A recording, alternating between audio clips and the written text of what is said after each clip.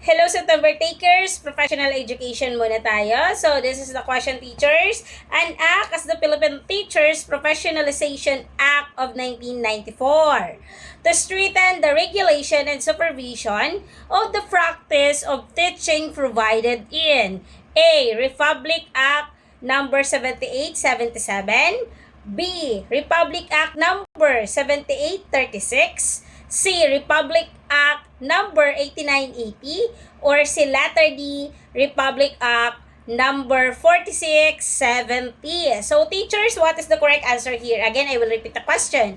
An act known as the Philippine Teachers Professionalization Act of 1994 to strengthen the regulation and supervision of the practice of the teaching provided in A. Republic Act number 7877, or si letter B, Republic Act number 7836, or si letter C, Republic Act number 8980, or si letter D, Republic Act number 4670. So what is the correct answer here, teachers? Is it A, B, C, or D?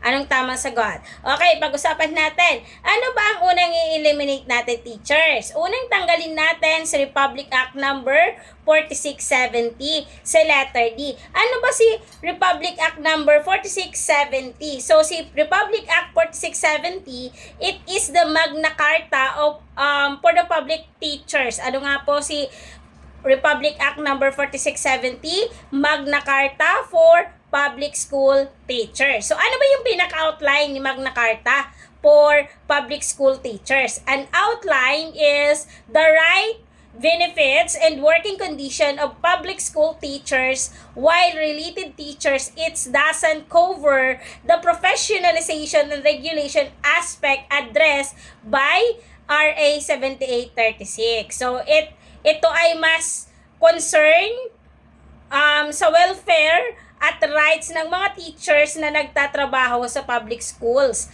Kaya mali po si letter D. Next, ang tatanggalin natin is si Republic Act number 7877 sa letter A. Bakit po mali si letter A? Okay, so bakit mali si letter A?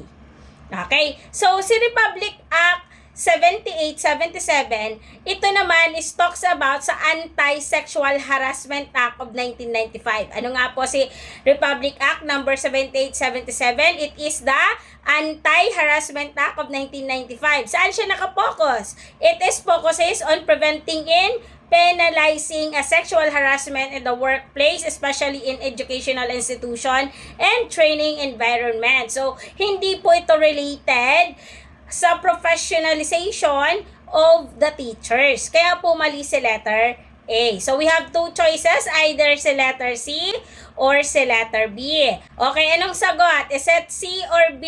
Ayan, tamang sagot po si letter B. Ma'am Grace, bakit po mali si Republic Act number 8980 si letter C?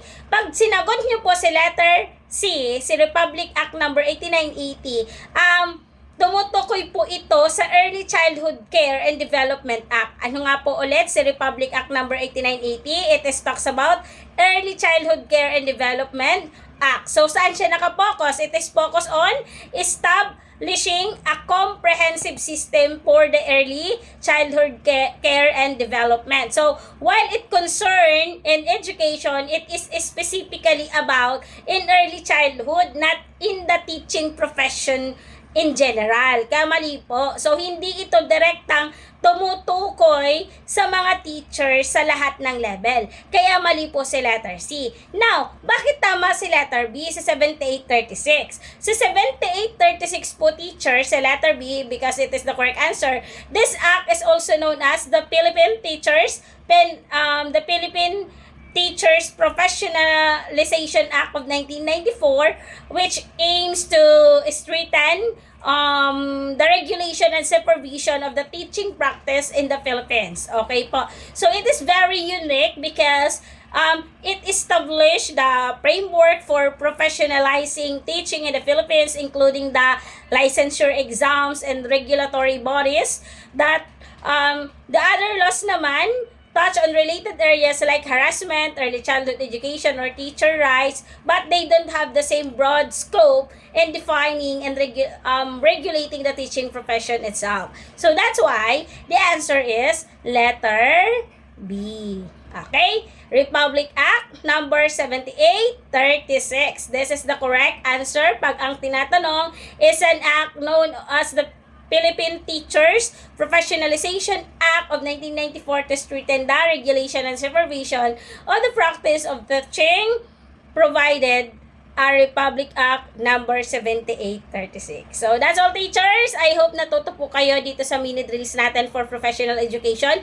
Don't forget to follow Maestra Bicolana TL Tambayan and also my YouTube channel. Paki-subscribe po, Maestra Bicolana TL Tambayan Online Letter Review. So doon nyo po makikita yung mga free live discussion ko sa licensure examination. That's all, teachers. Pa-support naman po para mas marami tayong matulungan na magte-take ngayong September 2026 board examination. Mabuhay and thank you. So again, it's me, Coach Grace at your service. Bye!